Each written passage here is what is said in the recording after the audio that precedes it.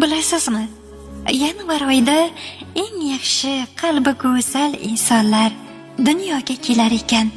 O'sha yaxshi insonlardan biri siz bo'lasiz.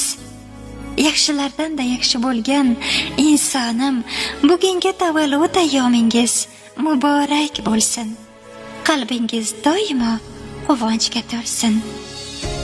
Qadringiz bir dunyocha sizni, durgavharsiz gullar ichida, samimiysiz mehribon doim.